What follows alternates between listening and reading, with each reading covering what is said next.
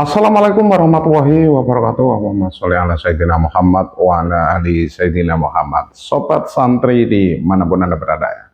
Kali ini kita akan mereaksi dan menonton. Setelah menonton kita akan mereaksi ya sebuah video.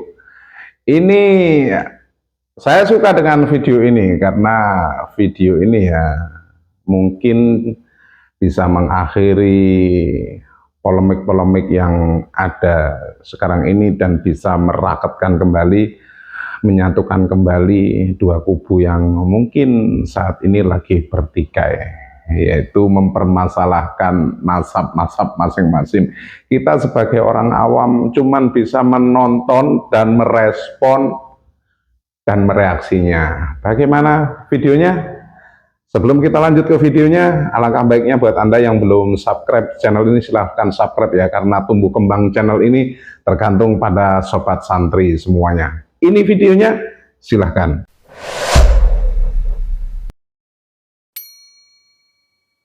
Pertama menolak Habib, nanti lama-lama menolak Islam.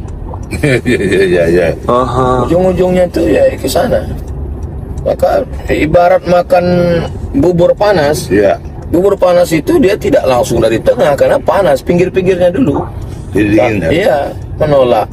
Kalau sudah orang kehilangan kecintaan kepada para habaib, hilang kecintaan pada ulama, hilang mahabbah, ya lama-lama ketika Islam dihinakan, dia cuek aja. Hati-hati, ini sedang menggerogoti kita. Maka kita tetap mencintai para habaib zuriat Rasulullah SAW. Kan kalau tidak percaya pada Habib berarti lama-lama tidak percaya pada Islam. Ini cara berpikir ini saya masih bingung. Tidak percaya pada Habib berarti tidak percaya Habib itu cucu Nabi lah gitu. Maka itu sama saja dengan tidak percaya kepada Islam. Lama-lama akan tidak percaya pada Islam. Ini dalam teori silogisme ini muqaddimah sugro, muqaddimah kubro, natijahnya ini enggak pas. Memang Habibnya sebagai apa? Sehingga disamakan kemudian dengan Islam. Apakah Habib ini termasuk rukun Islam? Sehingga orang yang tidak percaya kepada Habib ini berarti tidak percaya pada Islam. Rukun Islam yang saya tahu kan cuma 5. Syahadat, sholat, puasa, haji, zakat ya. Itu urutannya mungkin tidak urut ya, nggak apa-apa. Nah, tidak ada itu frase di dalam rukun Islam itu ada Habib itu sebagai rukun Islam. Sehingga kalau kita tidak menjalankan rukun Islam, kita tidak lagi bisa disebut Islam. Tidak ada. Kemudian apakah percaya bahwa Habib itu merupakan cucu Nabi masuk dalam rukun iman? Juga tidak. Sehingga tidak bisa mengeluarkan seseorang dari keimanannya kepada Allah, keimanannya kepada Nabi Muhammad. Apakah Allah dalam Al-Quran pernah mengatakan bahwa Habib ini cucu Nabi? Sehingga kalau tidak percaya kepada Habib itu cucu Nabi, itu kita sama dengan tidak percaya kepada Allah. Tidak ada. Apakah nasab Habib ini setelah disebutkan oleh Nabi Muhammad? Tidak ada. Tidak ada Nabi Muhammad pernah dalam hadisnya, nanti anak cucuku akan ada yang bernama Alwi. Dia akan punya nama anak namanya Muhammad. Nanti Muhammad akan punya anak namanya Alwi. Tidak ada yang demikian itu. Kalau dia bukan ucapan Allah, dia bukan ucapan Nabi Muhammad, lalu kita tidak percaya bahwa Habib ini cucu Nabi, konsekuensi kita keluar atau tidak masuk dalam kategori iman itu dari mana? Tidak ada. Maka UAS ini dalam bicara, bolehlah kita mendukung Habib ya, mendukung atau jadi mukibin. UAS jadi mukibin silahkan saja. Tapi jangan bodohi jamaahnya. Coba cerdaskan jamaahnya. UAS ketika percaya bahwa Habib itu cucu Nabi, minimal dia punya dalilnya.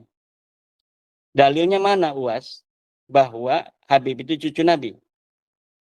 Saya menantang UAS untuk memberikan dalil. Hei Imaduddin Usman, ini dalil Habib cucu Nabi. Ini sahih. Selama ini tidak ada.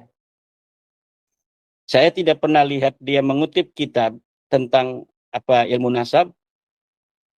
Dia hanya apa yang dia tahu selama ini. Nah, ini menutup jamaahnya untuk cerdas.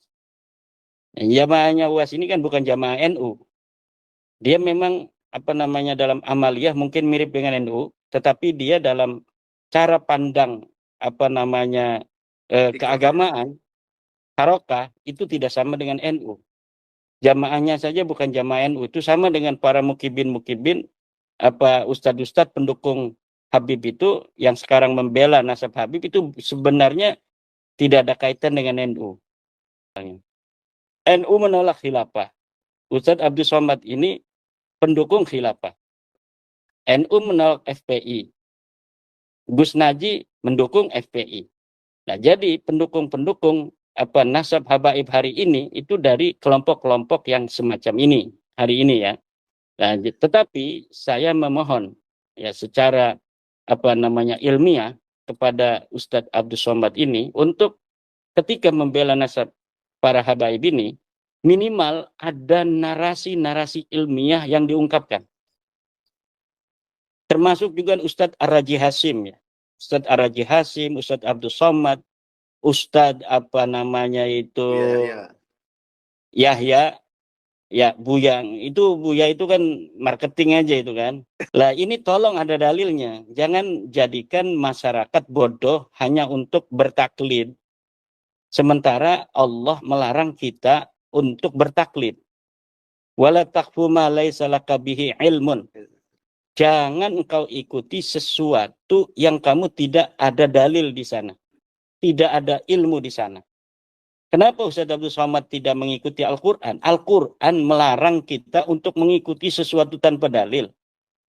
Tapi Ustadz Abdul Somad kemudian jamaahnya diminta oleh dia agar mengikuti bahwa Habib itu adalah cucu Nabi tanpa ada dalil. Dia mengenai sholat segala macam ada dalilnya, hadisnya begini, prek-prek dihafal oleh dia itu hadis-hadisnya. Hanya menghafal saja. Tidak pernah mengutip dari kitab Anu, kemudian dibacakan kitabnya. Tidak ada. Hadis-hadis itu orang yang tidak bisa baca kitab kuning pun, kalau ada jabar jernya itu bisa membacanya. Mencintai dzurriyyah Nabi adalah kewajiban. Dan sebetulnya begitu mudah. Jangankan kok dzurriyyah Nabi. Umat Nabi saja kalau kita sadar itu umat Nabi, kita susah berbuat zalim kepada umat Nabi. Apalagi jika itu adalah dzurriyyah Nabi SAW.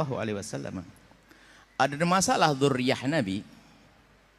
Dikatakan al-mu'minuna musaddaquna bi ansabihim. Ulama mengatakan sekelompok orang itu kalau sudah mengatakan nasabnya kepada orang tuanya dipercaya. Anda jangan suka ngutak-ngatik siapapun. Apalagi ini kisah nasab masa lalu. Ini adalah akhlak adabnya. Itu adalah seperti itu. Jadi apa? Kalau kita mencari celah, oh mungkin begini, ini bahaya sekali. Bahkan dikatakan, para imam mengatakan kalau ada sekelompok orang, Anda mendengar, mengetahui dari keluarganya, mengatakan bahasanya dia punya nasab pada Rasulullah, cukup Anda percayai. Selesai. Ini secara umum segala nasab, kalau satu kelompok yang menisbatkan bahasanya dia punya nasab kepada orang tertentu, Anda tidak berhak untuk otak-atik. Ini siapapun nasab ke siapapun, apalagi kepada baginda Nabi SAW. Kalau sudah nasab di atas, gak ada istilahnya 100%, makna 100%. Apa sih makna 100%? Musaddaqun dipercaya. Ini sebuah keluarga mengatakan saya punya nasab kepada Sayyidina Abu Bakar Siddiq. Alhamdulillah. Saya punya Rasulullah. Oke. Sampai di sini. Adapun terjadinya perdebatan, wallah alam saya tidak ingin masuk ke dalamnya, sebab karena namanya berdebatan itu biasanya yang tulus-tulus, yang nggak tulus, wallah alam saya tidak ikut ke sana. Yang jelas kami ini rambu-rambu, ini dimanapun, kalau Anda pergi ke negeri manapun, jika ada sekelompok atau keluarga yang sudah masyhur di tempat tersebut, lalu mengatakan saya punya nasab kepada sana, musaddaquna bi ansabi, cukup sampai di situ. Ini ilmunya. Adapun masalah urusan-urusan menentukan menetapkan nasab dengan selain daripada ini namanya istifadhah. Di kampung itu sudah didengar ini nasabnya ke sana, selesai. Ada masalah yang lain-lainnya, Anda tidak suka masalah khilafah, masalah DNA dan sebagainya. Itu bisa saja digunakan, tapi dalam keadaan tertentu. Ada badan zaman dulu namanya khilafah. Mungkin zaman sekarang ada DNA misalnya. DNA itu memang ilmiah, tepat, benar. Tentunya dengan catatan yang menjalankan orangnya jujur, tidak akan dirubah. Ada itu. Tapi itu kapan diberlakukan? Para ulama memberlakukan hal-hal seperti khilafah itu misalnya di antara persengketaan. Contoh, ada 2 orang melahirkan, ibu ditaruh di tempat bayi. Rupanya susternya lupa, ketuker sama-sama putih. Aduh kacau nih, anak yang mana ini? Ketuker. Akhirnya semuanya pengen anakku yang mana? Untuk ngetes pakai DNA supaya ketahuan mana anaknya. Atau orang direbutkan nasabnya, ini direbut nasabnya ini di sini. Kira-kira menetapkan nasabnya siapa? Bukan ngotak-atik nasab yang sudah ada, bukan. DNA adalah masalah ilmiah, jangan diingkari, itu masalah ilmiah. Cuman untuk apa? Cukup, selesai. Sampai di sini, wahai hamba Allah. Ingat, dzurriyyah Nabi SAW agung. Dzurriyyah Nabi Muhammad adalah mulia. Kalau permasalahannya Anda marah dengan sebagian dzurriyyah Nabi misalnya, tidak boleh Anda jadikan marah kepada semua dzurriyyah Nabi. Marah satu orang mungkin bikin kesal Anda. Namanya manusia, dia bukan maksum. Anggap saja kalau ada anak-anak Anda yang bandel, masa Anda sembelih? Kan enggak. Ya perlu dikasih sayang yang sederhana. Mohon maaf kepada semua yang berselisih paham dari 2 pihak kelompok. Ini kebetulan pertanyaan ini baru sekarang. Saya tidak pernah membongkar masalah ini kecuali ditanyakan begini. Karena bagi saya itu enteng, tidak ada permasalahan. Kenapa? Apa yang direbutkan? Apa yang dipermasalahkan? Sudah jelas. Ini sudah jelas dari 2 kubu besar yang berkata itu adalah semuanya adalah sederhana. Ya selesai, tolong Anda tidak usah bergeming. Pokoknya dia satu kelompok dimanapun Anda menemukan, jika kelompok itu masyhur di kalangan keluarganya, dia punya nasab sampai Nabi Muhammad, cukup Anda percaya, tidak usah Anda otak-atik. Selesai, sampai di sini saja. Setelah itu Anda akan tentram hati Anda, dan semoga Allah mengampuni semuanya, mengangkat derajat semuanya. Dan harapan kami kepada 2 yang saat ini, 2 kubu yang berselisih ini, segera tenang, jangan dilanjutkan seperti itu. Ingat, umat Nabi Muhammad, kita punya kewajiban besar, yaitu menanamkan kecintaan kepada Rasulullah SAW. Baik sahabat-sobat santri semuanya ya, barusan kita sudah menyimak keseluruhan isi video ya, pemaparan apa yang sudah disampaikan oleh ketiga ulama ini ya.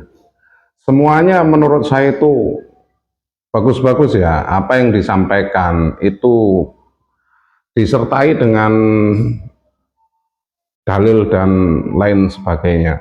Tetapi memang belakangan ini ya banyak orang-orang yang mungkin ya terlalu membanggakan nasabnya, sehingga apa yang disampaikan kepada umat, apa yang disampaikan kepada masyarakat itu terkesan ditambah-tambahi dan akhirnya menimbulkan pemikiran yang mengatakan, wah ini bukan cerita ataupun bukan fenomena khurafat yang selalu digaungkan ya. Satu contoh, ada seseorang yang mengatakan bisa memadamkan api neraka. Satu contoh, ada orang yang mengatakan bisa mi'raj 70 kali. Ada satu contoh yang mengatakan bahwa baginda Nabi besar Muhammad SAW itu bangkit dari kuburnya dan bersalaman langsung kepada orang tersebut. Hal ini bertolak belakang dengan ajaran-ajaran Islam yang kita pahami selama ini. Jadi saya sangat pendapat sekali dengan apa yang disampaikan oleh Buya Yahya ya. Orang tidak boleh mengingkari nasab orang lain, dan apa yang disampaikan oleh Buya Yahya barusan itu sangat jelas. Beliau tidak mau ikut campur dengan apa yang sedang terjadi sekarang ini. Pertikaian 2 kelompok ya, yang ingin sama-sama ingin diakui sebagai dzurriyyah Nabi besar Muhammad SAW, dan yang satunya lagi ingin ingin membatalkan, yaitu Kiai Haji Imaduddin Utsman Al-Bantani dan lain sebagainya. Saya itu memang ya, kalau dilihat, kalau dibaca ada satu komenan yang menurut saya ini sangat setuju sekali dengan video ini. Saya baca ya sedikit komen orang itu ya, dari Ed Iskandar. Dia mengatakan saya akan selalu mencintai zuriat Nabi besar Muhammad Shallallahu Alaihi Wasallam. Begitupun saya, sobat santri di manapun Anda berada. Saya akan mencintai zuriat Nabi besar Muhammad Shallallahu Alaihi Wasallam sampai kapanpun. Karena zuriat Nabi besar Muhammad Shallallahu Alaihi Wasallam itu akan terjaga dan akan terus terjaga kesuciannya. Tetapi kadangkala ada orang-orang oknum-oknum ya, yang mengambil kesempatan, mengambil titik lemah dari orang-orang yang membanggakan atau mencintai zuriat Nabi besar Muhammad SAW dengan sisipan-sisipan yang mungkin terkesan duniawi, mengambil kesempatan, ada mengambil keuntungan lah istilahnya dengan label ini. Kalau sobat santri mengibaratkan itu oknum ya. Ada oknum-oknum sekarang itu banyak yang mengaku zuriat Nabi besar Muhammad SAW, tetapi nanti di akhirnya itu hanya ingin memperkaya atau ingin mencari keuntungan dari label tersebut. Kita lanjut ya.